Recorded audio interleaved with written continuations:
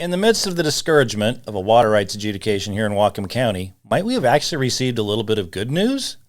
Hi there, I'm Fred Lookle with Whatcom Family Farmers, and I thought I'd fill you in on some exciting news that we've gotten in the last couple weeks as it relates to what's known as Senate Bill 5212 that was recently passed by the legislature and signed by the governor.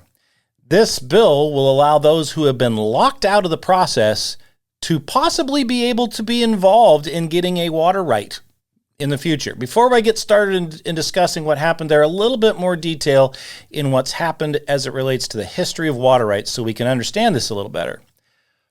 First of all, you need to understand that when farming started back in the late 1800s into the early 1900s here in Whatcom County, most folks did not understand at all that they actually needed a water right.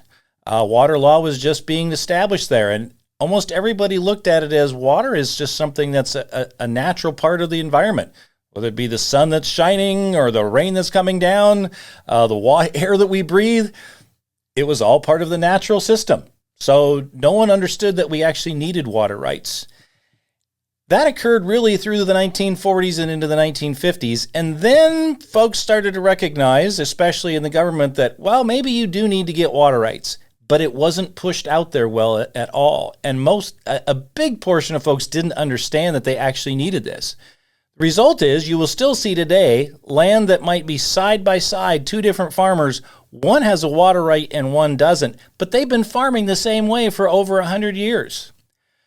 So how do we go about fixing that? Because this has really created some difficulties there. Well, the good news is this is where we enter with Senate Bill 5212. And we'd have to say kudos to Senator Sharon Sumake, who really helped to develop this with us, and others who supported it as well, because this will then allow those who were locked out of the process to give them an opportunity to be involved.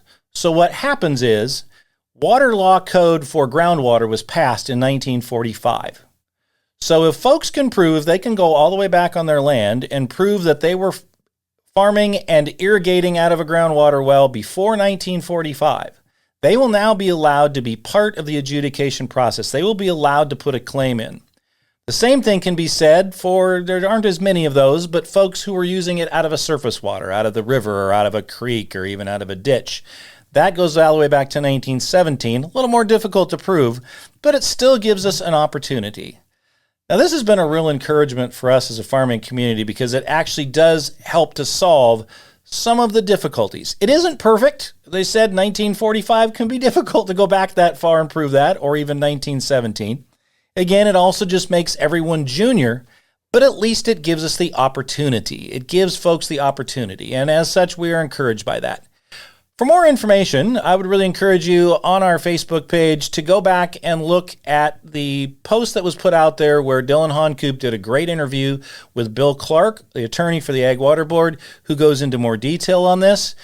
That's also posted both on Whatcom Family Farmers website, whatcomfamilyfarmers.org, and at savefamilyfarming.org. In the midst